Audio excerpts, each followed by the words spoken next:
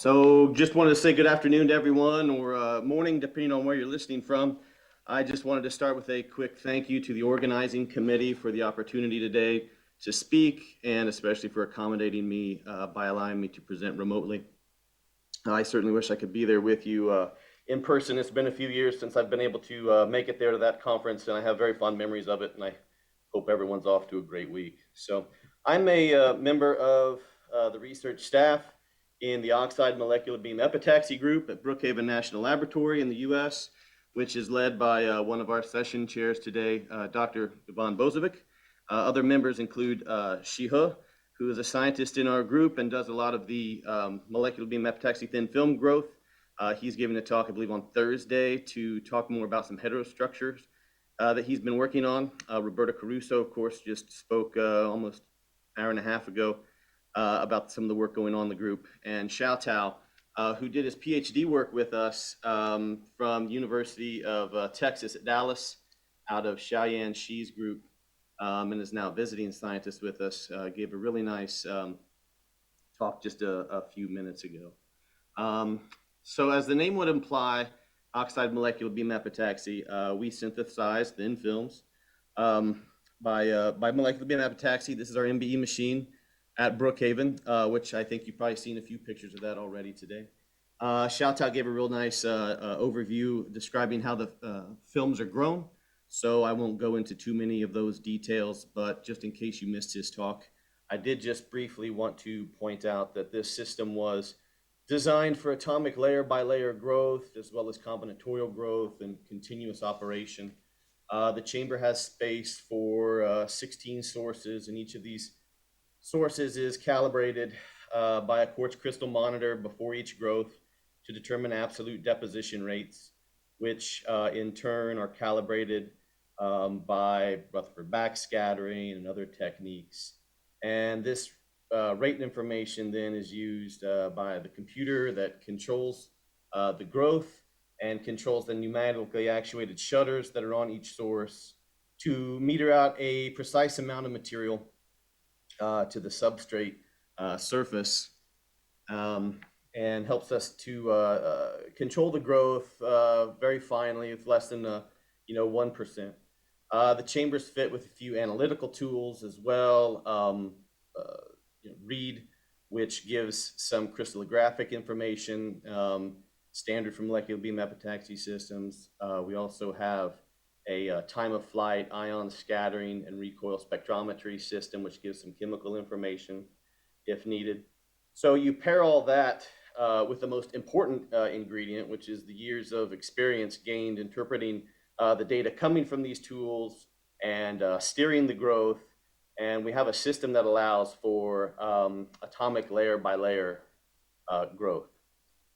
So over the years, we've worked on materials from various oxide families, but we are chiefly interested in the high TC superconductivity, and so we mainly focus on the high TC cuprates. And we all know these materials display a variety of behaviors besides superconductivity. Depending on their doping, you can have observed magnetic ordering, normal and strange metal behaviors. You can draw lines on that phase diagram corresponding to spin density waves and charge density waves. And we've always been interested in exploring these behaviors in our group, but we also like to take advantage of the inherently layered crystal structure of the cuprates, as well as the atomic layer by layer growth mode in our system to explore some somewhat complicated, more complicated structures than just single phase thin films, such as some of the some early and exhaustive work that the group performed exploring, say, interface superconductivity in cuprate metal insulator bilayers. I'm not going to really revisit that work here today. The references are here if you're interested. But rather, I wanted to talk about devices with multiple layers. And this is ongoing work. So the talk will really be focused kind of on what we've done, what we're doing, and then what we'd like to do in the short-term future. So one of the structures that we're currently interested in and are working with are tri-layer junctions. So some early work by Ivan and others on superconductor insulator, superconductor sandwich type junctions showed some very interesting and important results. The structure of their devices is shown there in the left, which consists of optimally doped lanthanum, strontium, copper oxide layers separated by a single unit cell of insulating lanthanum copper oxide. And what was observed is that although the barrier is extremely thin, it prevented any supercurrent from flowing from one side of the junction to the other. And just to be clear, this is in C-axis. Heterostructures of the opposite configuration, so in the graph here on the right, where a single unit cell of optimally doped LSCO was sandwiched between thicker layers of insulating LCO, confirmed that the superconductivity in the LSCO was not somehow killed by the LCO, artificially increasing the thickness of that insulating barrier. And so really is this tiny layer really is a very effective barrier against transmission of supercurrent from one side to the other.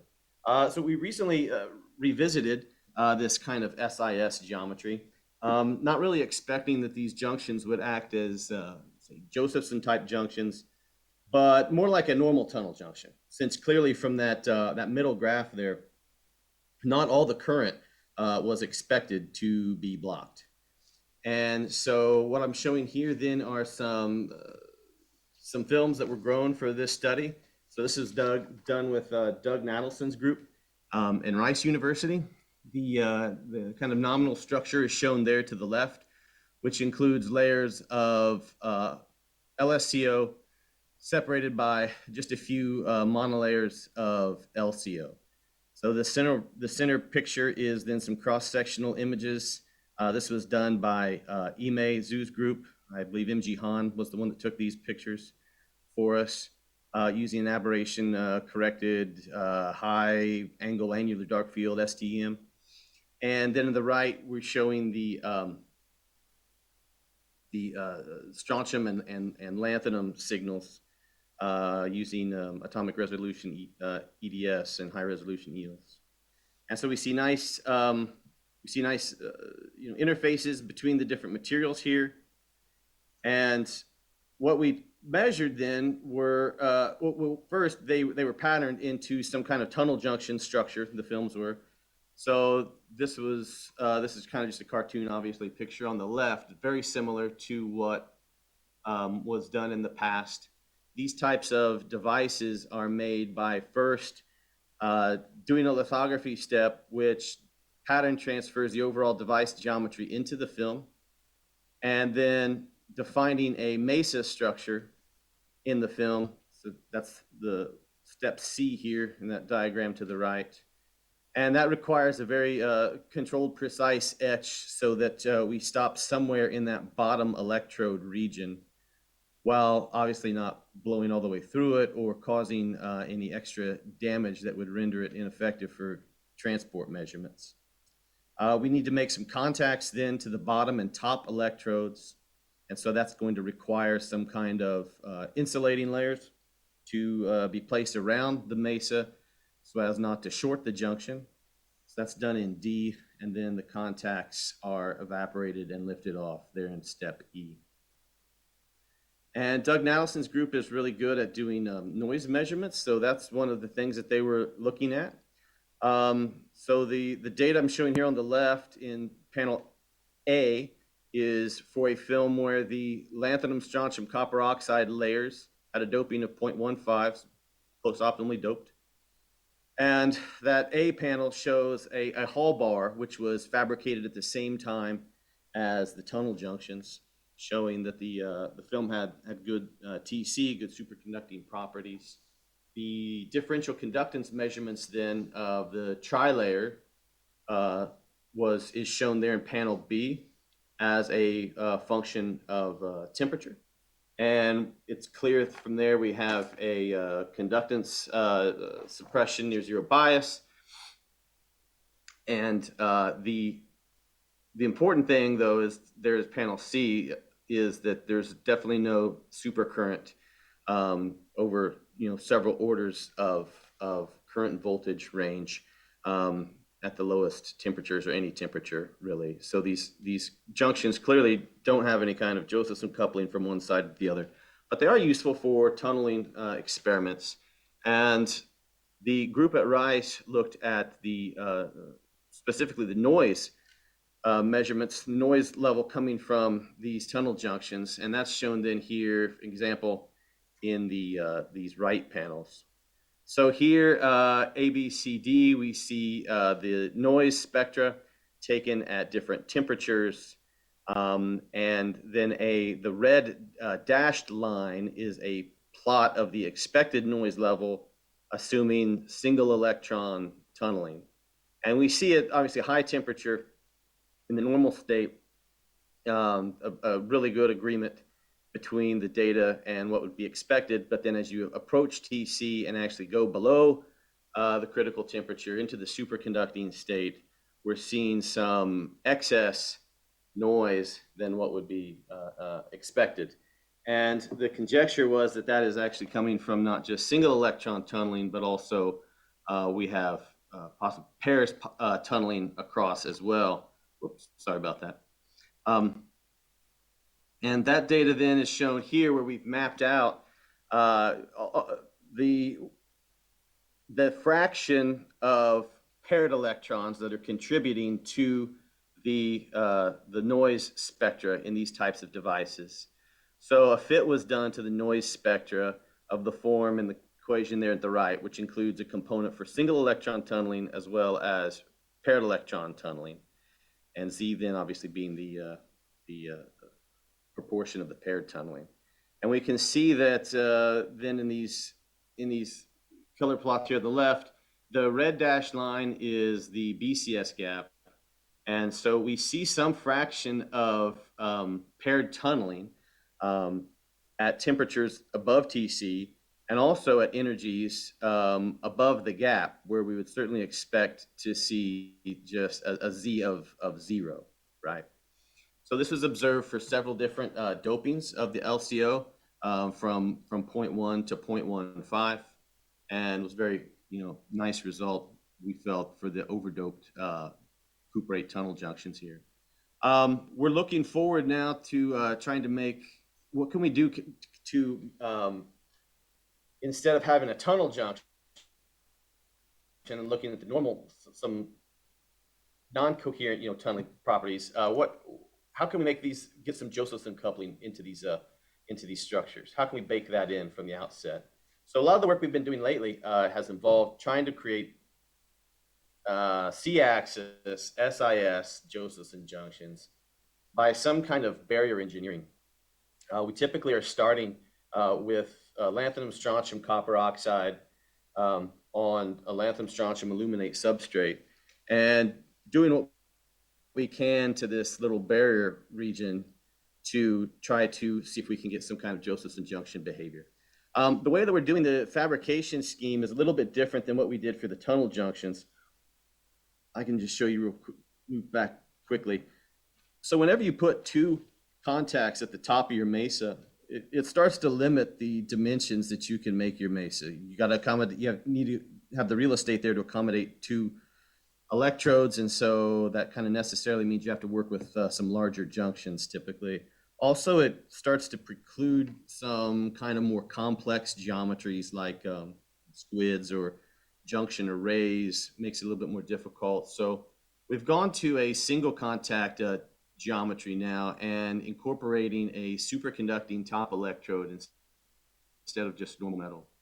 And the way that we're doing this is first we have to prepare for the top electrode. And so we use a lithography mask as shown here in panel A, where the gray is the chrome on the mask. And we expose a bilayer photoresist. This is an AZ5214E imaging resist over an Microchem LOR3A liftoff resist. And we pattern it there as shown in B, and we do some ion milling down through the film structure into the substrate, and then follow that up with we backfill basically that with an aluminum oxide using the same resist as before, so it's self-aligning. and we're left with then what you see there in E, which is kind of a cross-sectional view, and F, which is like a top view. Basically just a region where we've milled out, obviously, the film, filled it in with aluminum oxide. That's followed up by defining the overall device. We use a mask like there in A with 10 contact pads, which I'll explain in a second, rather than just the standard 4. We do a pattern transfer again with ion milling so that we're left with a device that looks like what you see there in panel E, where you have the device structure, half in aluminum oxide basically, and the other half in your film. Then we need to create the bottom electrode, which requires that precise etch down through the barrier layer, but stopping just short of etching all the way through. That's done. To do that, you really have to start to back off your ion milling voltages and current densities from what was used in previous steps. Previously, just to do the overall device definition, typically using like a 500 volt, 2.5 milliamp per centimeter squared. Here we're using more like a 250 to 300 volt beam voltage and order of magnitude less, at least current density. But that just ensures that obviously you don't, not only that you don't etch all the way through, but also that it minimizes the thickness of any disordered layer that might remain after the film has been only etched partially through, and helps to keep your bottom electrode intact. So after that's done, we're left like what you see there in E, where you have a bottom electrode structure defined, and then you need to make your top electrode, which is done with just a simple lithography, deposition, and liftoff step. The metallization we use for the top electrode is a combination of, it's mainly niobium we're using for the superconducting part, about 120 nanometers. We follow that up with a bit of titanium and gold to cap it off and try to protect the niobium to keep it from aging too quickly. And then finally, we add some excess gold for bonding pads and final electrodes. And then with those 10 different bonding pads, what that allows you to do then is, say, if you pass current from, say, I1 to I2 and measure V1 to V2, you're then able to characterize that top electrode. And the same with I3, I4, V5, V6. You can characterize your bottom electrode and then use the 4 center electrodes then to start looking at your junction. And based upon the information you get from the left and from the right, you can do some subtracting procedures to take out any kind of series resistance you might see. Of course, below TC for both the top and bottom electrodes, that becomes irrelevant. And these are some examples of some finished devices. So this isn't, completely conjecture. We have been making these. This is an example of a 10 micron by 10 micron single junction device. And also we're trying to make some kind of devices in squid geometries as well. And then, like I said, you can scale this up to whatever kind of interesting, combination of parallel or series junctions you'd like. So here I'm showing the coupe rate before and after fabrication. So the dashed line is the mutual inductance signal of the film before the fabrication. The solid line is the resistance versus temperature of the bottom electrode afterwards. And you can see that the R equals 0, the point where resistance reaches 0, the point where resistance becomes 0 is the point we start to see the drop in the mutual inductance signal, which is what we would expect, because R equals 0 is where you have that first percolative path of superconductivity, obviously, whereas mutual inductance requires the whole thing to really start becoming superconducting. So the point is, the fabrication process isn't damaging the bottom electrode in any substantial way. The variation between device, the top electrode, bottom electrode is pretty good. The TCs there are pretty close to one another. Unfortunately, the barriers that we've been playing with so far still haven't allowed us to see any Josephson coupling across from one side to the other. But we're still trying to make progress on that, and I think she will talk about that a little bit on Thursday. So for instance, if we put LCO between the LSCO, it's clearly very insulating, as expected from previous work. We tried different types of doping in that LCO region, which unfortunately didn't help. And we tried switching over from LCO to lanthanum strontium aluminum oxide, which is an insulating oxide that we work a lot with, and is obviously the material of our substrates. Works really well with the cuprates, grows well with the cuprates, and we were able to achieve much lower resistances, but still insulating behavior. No supercurrent passing through. It's a little bit hard to see in that red curve for the smaller junction, but it does actually turn up at the end. So excuse me, could you that's kind of what soon? Yes, sir. Yes. Hello? Yes, could you please conclude soon, because we're over the 20 minutes. Oh yes, I'm sorry. Yeah, so let me just I could just stop there. I could just mention that one thing we're looking at doing in the future is combining some of these multi-process steps and growths into some kind of dyon detection device. There's been some kind of theoretical conjecture that underdoped LSCO could carry both electric current as well as magnetic current in the form of dyons.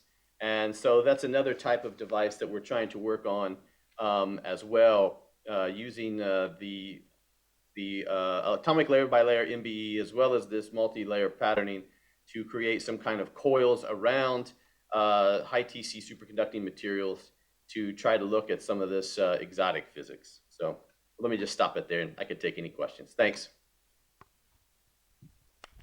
Okay. Thank you very much.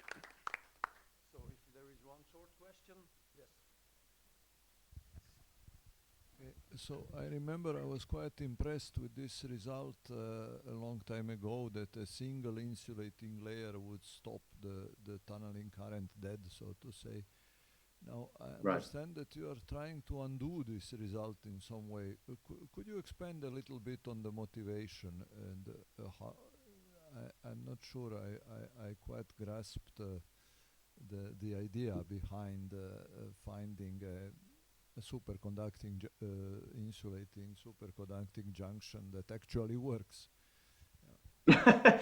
Well, we'd like to, so we'd like to look at, there's been obviously Josephson junctions made from high TC materials, say with bicrystals, and so that's AB plane. We're trying to see what we can do in the C-axis transport. That's our primary motivation, is to try to create a good C-axis Josephson junction. And you're right. I mean, it has been the single layer blocks the supercurrent. It does it very well, but that's definitely for a lanthanum copper oxide insulating barrier.